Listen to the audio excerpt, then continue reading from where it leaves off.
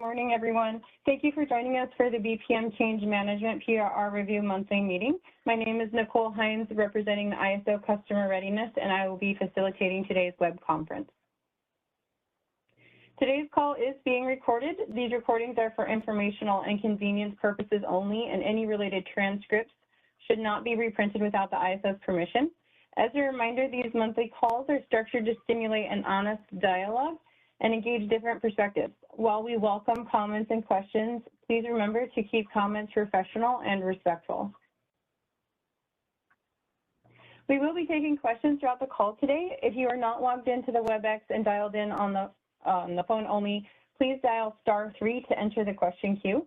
If you connected audio through the WebEx platform, please open the participants panel and use the raise hand icon located in the lower right corner of that panel to enter the question queue. Please introduce yourself before asking your questions, and if you need technical assistance during the call today, please send a chat message to the event producer. The purpose of today's meeting is to discuss the proposed revision requests that are in the initial or recommendation stage. We will be discussing 14 PRRs total, 11 are in the initial stage, 3 are in the recommendation stage, and all PRRs were submitted by the ISO. The purpose of the BPMs are to set forth business practices that implement the ISO tariff. Each year we conduct a yearly initiative roadmap process to consider and rank initiatives. Policy changes submitted through the PRR process will be referred to in the policy initiative roadmap, and each subject area in a BPM is based on enabling language in the ISO tariff. The PRR process cannot be used to introduce changes that are not supported by existing tariff authority. Some housekeeping items. We are reviewing the date and time intervals for our 2025 BPM meetings. At this time, the BPM meetings will continue as they have been previously scheduled. At a future date, the timing of these meetings may be updated. Please check our BPM webpage for upcoming meetings, and we will issue a market notice when the calendar is updated for 2025. The first BPM we're going to discuss today is Delect Telemetry. PRR 1599 is in the recommendation stage, and I'm going to hand that over to Priyanka. Thank you, Nicole. So we have submitted PRR 1599 to include some critical telemetry points to the telemetry BPM. We have not received any recommendation comments, and the recommendation comment period has expired on January 9th, 2025, and the next step is to post the final decision. The NBA release tabs. Thank you, Priyanka. Are there any questions on this PRR?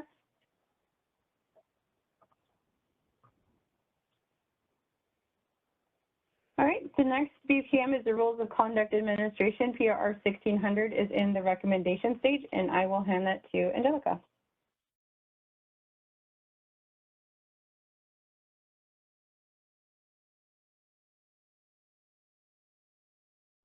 Angelica, please unmute yourself on the WebEx. I think you might still be muted. Thank you. Is there a triple mute? I must have been triple muted. You're good now. So Rules of Conduct Administration BPM 1600 was submitted for the penalty enhancements, demand response, investigation, and tolling revisions. The reason for this was to bring the BPM current with our updated tariff effective January 6th, which FERC approved recently for our PEDRIT initiative. There have been no recommendation comments, and the recommendation period has expired, and our next step is to post the final decision. Are there any questions on this BPM update?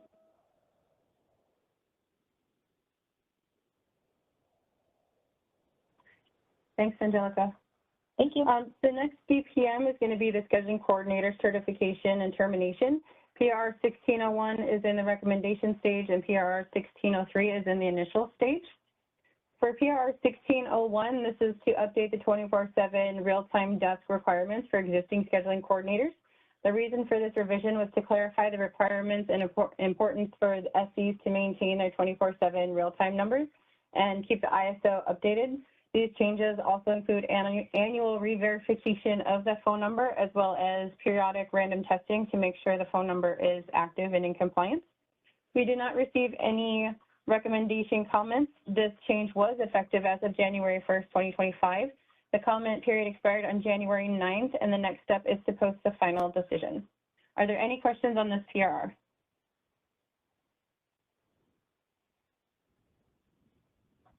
All right.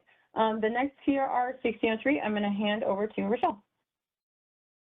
Thanks, Nicole. So PRR 1603 is a revision that essentially changes, or I should say provides additional clarification and outlines the requirements for exactly who needs to complete training during scheduling coordinator onboarding.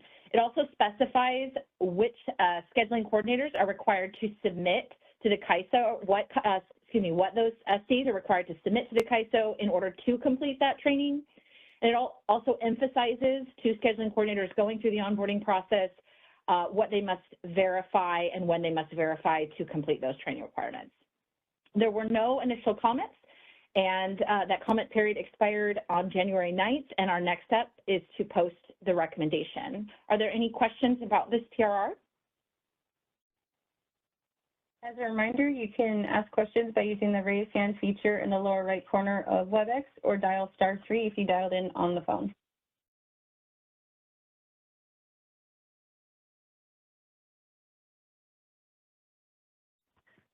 All right, thanks, Rochelle. The next BPM is the Reliability Requirements BPM. PRR 1602 is in the recommendation stage, and I will hand that over to Melanie. PRR 1602 was clarification on outage reporting scenarios for non-resource specific resource adequacy resources. The reason for this revision was the new update will require TGO submission when there is an open tie to get RAIM exemption under section 9.5. This ensures RA imports do not receive RAIM under open tie conditions since they are not allowed to bid. There are no initial comments, and the next step is to post recommendation. Are there any questions on this PRR?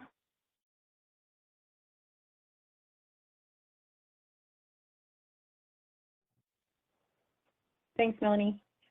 The next BPM is going to be our market candidate CRR holder registration. PRR 1604 is in the initial stage, and I will hand that back to Rochelle.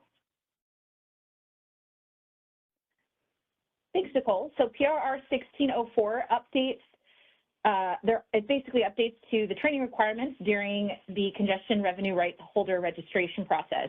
This is a duplicate of 1603. It's the same changes. It's just reflective of the CRR holder certification process, where 1603 was for scheduling coordinators and 1604 is for CRR holder certification. There were no initial comments, and the next step is to post recommendation. Are there any questions about this PRR?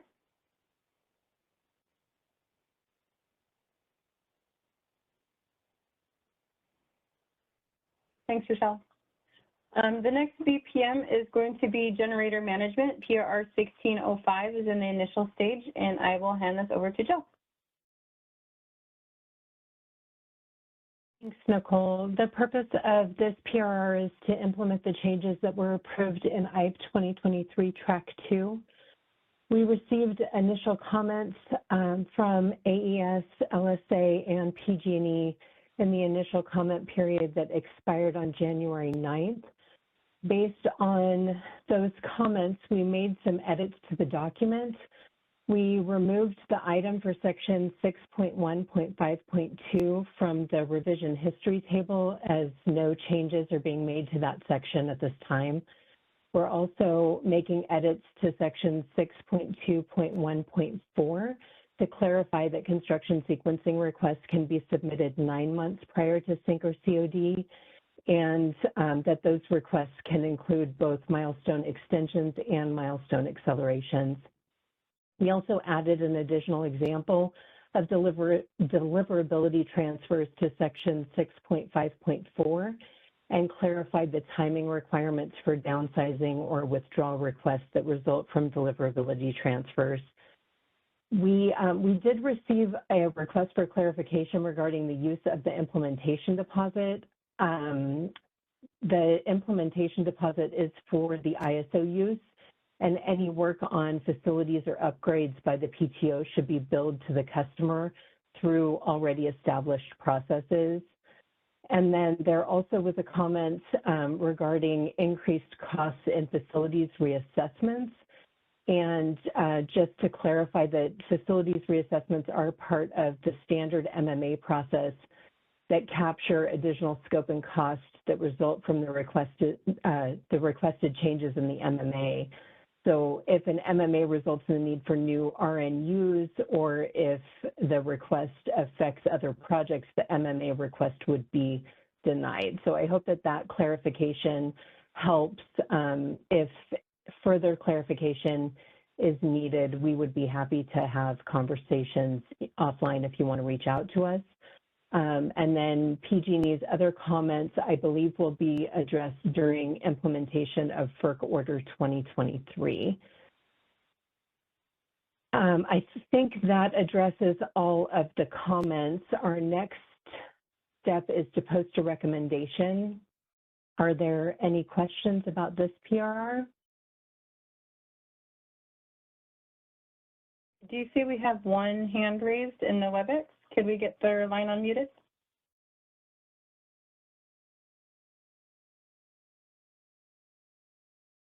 Susan, your line All is right. unmuted.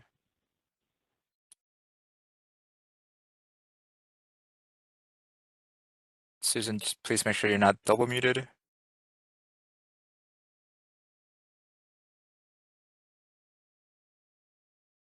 Hello, can you hear me? I'm not muted. I'm not on mute. We can hear you We now. can hear We you. can hear you.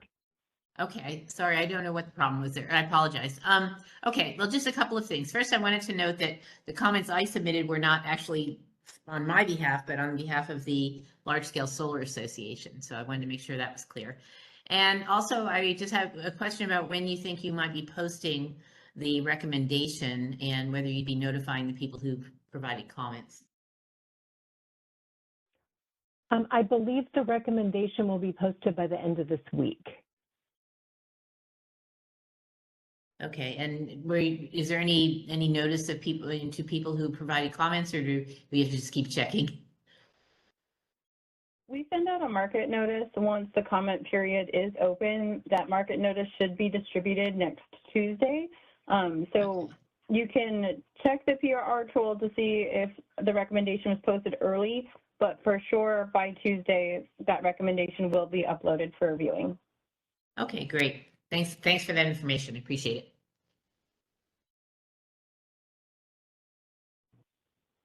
Thank you. Are there any other questions on this PRR?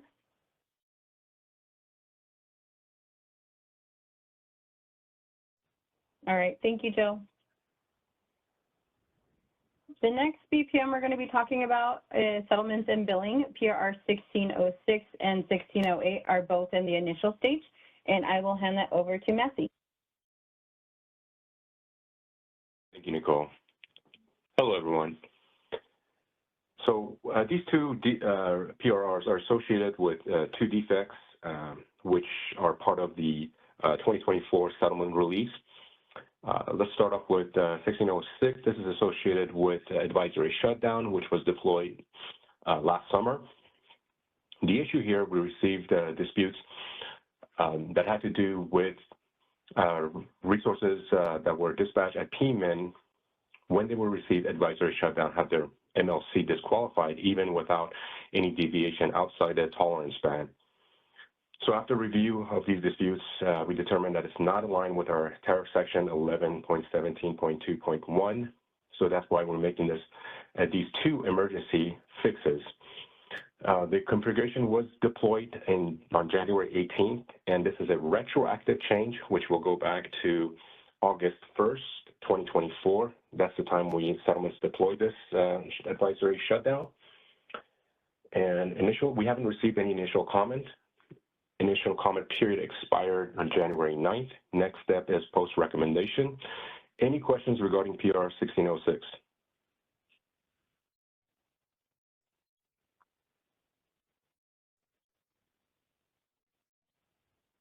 All right, next 1608. This is associated with RAIN. The dispute on this had to do with LESR negative value generic availability in the RAIN. This defect was this enhancement was done in the fall of 2024, after a dispute, we identified this issue and we're pulling this out. So this is also went in on the emergency release on January 8th, and this is also a retroactive fix, which means it will go back to trade date March 1st of 2023.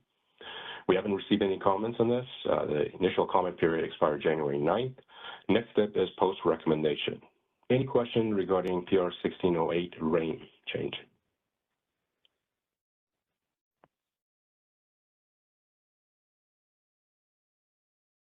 Hi, Massey. I see a question came in. Can we get, I'm sorry if I mispronounce this, is it Emery? Can we get their line unmuted to ask a question? Emery, your line is now unmuted. Guys, can you hear me? Yes, we can. Appreciate that. Thank you. Can you just go into a little more detail? What was the exact defect that you guys were trying to fix with 1608? Sure. It's updating resource adequacy availability incentive mechanism, which is a RAIN pre-calc calculation to fix LESR resources with negative energy generic availability. So we deployed this back in fall 2024, and we received disputes. That basically the dispute says that we have negative value in generic and RAIN. So we are pulling that out, and with this emergency fix that we deployed on January 8th. If you have a more detailed question, I would recommend, because I'm not the subject matter on this particular product, please submit a city ticket to us, and we will route it to our settlement SME. Oh, I appreciate it. I'll ask this question, even though you may not know it.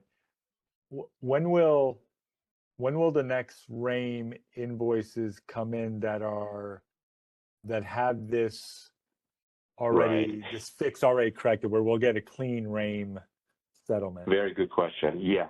So we went over this in our last settlement user group call, which we showed a chart with settlement dates. I'll be happy to forward you the link to that presentation.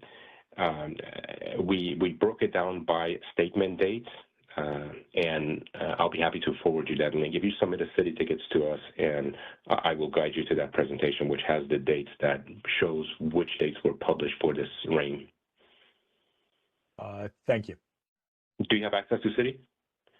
I do, and I did see that settlement user group. I'm not the biggest expert on the settlements, and still had confusion as to when the clean invoice would be received. But I'll provide a city ticket with a more detailed question and go through that process. Thank you.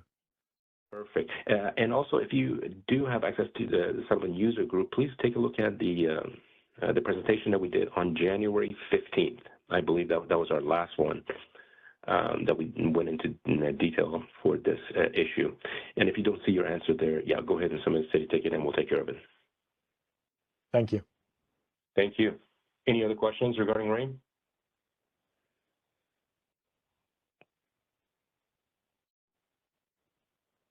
Thanks, Masty. Thank As you. a reminder, if you would like to ask a question, please use the raise hand icon in the lower right-hand corner of your WebEx, or *3 on your telephone if you're dialed in by phone only. The next two VPMs, market instruments and market operations, PRR 1609 to 1613 are both all of them are in the initial stage, and I'm going to hand it over to Jacob to discuss all of those PRRs. Great. So PRR 1609, update to OASIS report on nodal limits regarding convergence bidding. So the reason for this revision is the OASIS report on nodal limits for convergence bidding updated to reflect convergence bidding is not permitted on intertie nodes as described in the market operations BPM. We had no recommendation comments, and the comment period expired on December 12th. The next step is to post final decision.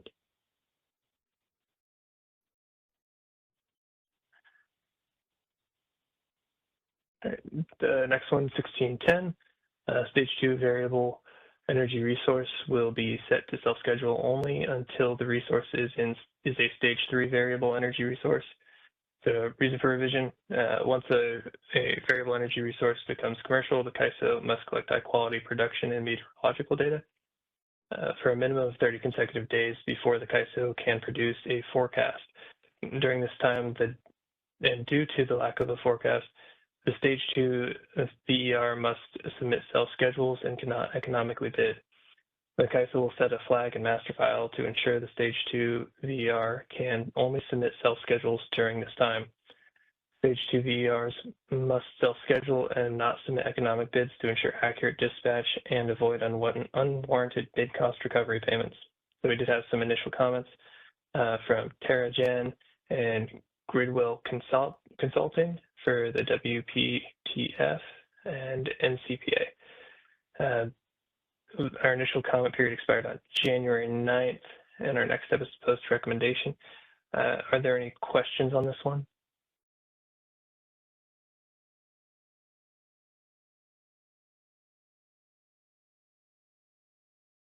Okay. Our next one is PRR 1611. Convergence bidding is not permitted on intertie nodes. The reason for revision is remove references that convergence bidding is permitted on intertie nodes. There is a reference in the market operations BPM section 2.5.25.1 that implies convergence bidding may be allowed on ties, but it is not. There are no initial comments. I do see a raised hand.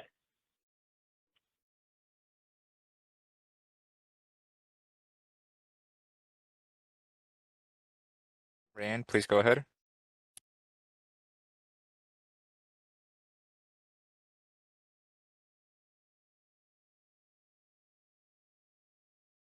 Rand, you are unmuted.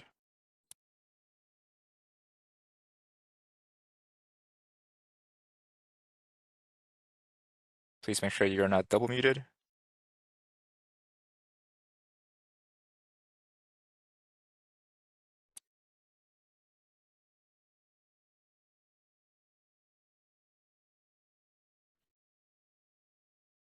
Rand, we can't hear you, so if you could please dial in by phone and try your question again, or send us an email to bpm_cm@caiso.com so we make sure to get your question answered.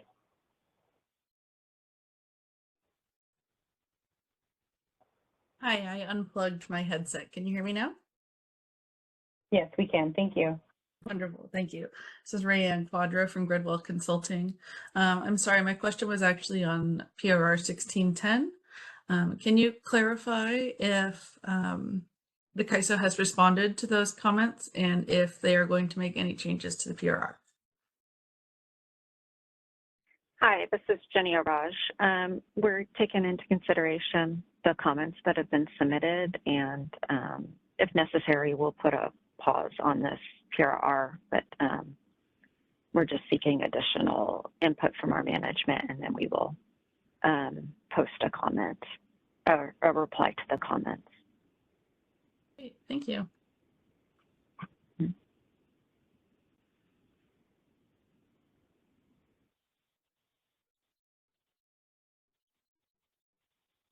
Okay. All right, so next PRR is PRR 1612. Stage 2 variable energy resource and aggregate capability constraints. Reason for revision is if a Stage 2 VAR is in ACC with another unit that schedules energy and ancillary services, there are situations where the RTD dispatch may exceed the aggregate capability constraint limit. So the scheduling coordinators for these resources must manage the output during this time. We did have some initial comments from TerraGen and Gridwell Consulting. And I think, Jenny, you wanted to make a clarification on this one?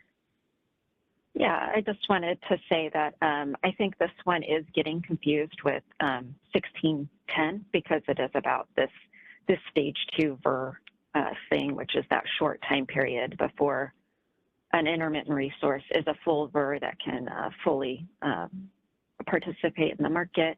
This is just more of an FYI that when we have this kind of Stage 2 VER that is operating kind of uncontrollably and another resource that maybe schedules energy and ancillary service, that those two resources have to coordinate to stay within their their ACC or their aggregate capability constraint. And from what I can tell, resources in ACC do coordinate closely to make sure they are within that ACC. They make sure their meters are set not to exceed that ACC. So this is just more of an FYI. It is not like 1610 where it's a requirement to schedule in a certain way or anything like that. So just wanted to provide that clarification, and we'll be responding to the comments on this one.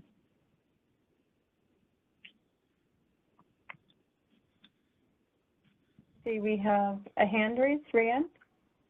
Thank you so much. It's Rayanne Quadro again from Gridwell Consulting.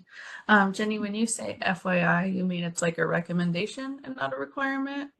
Like that there's no physical controls on the CAISO side or no consequences? I just want to make sure that I'm... So the ISO is going to issue 2 RTD dispatches, and the sum of those 2 can exceed the ACC in this kind of very convoluted scenario. And so, yes, it's up to those 2 resources to make sure their metered output stays within the ACC. So, or else like the ISO those normal fines or no fines issues, right? Like whatever the normal issue would be for exceeding the RTD.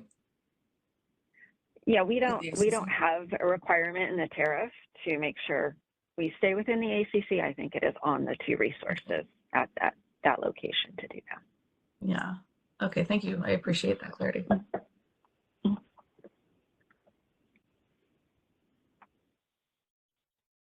Okay. All right.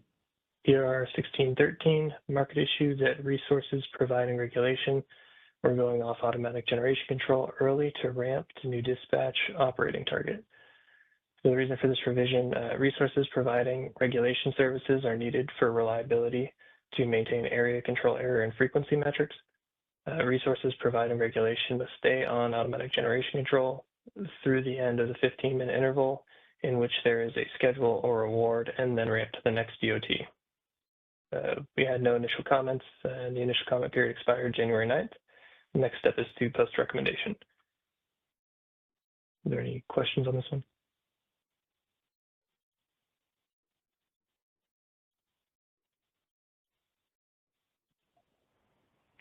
Thanks, Jacob. That is all the PRRs we had to go over today. Before we close out the meeting, I wanted to give one last opportunity for any questions that haven't been asked. You can please use the raise hand icon in the lower right corner of the WebEx or hit *3 on your telephone.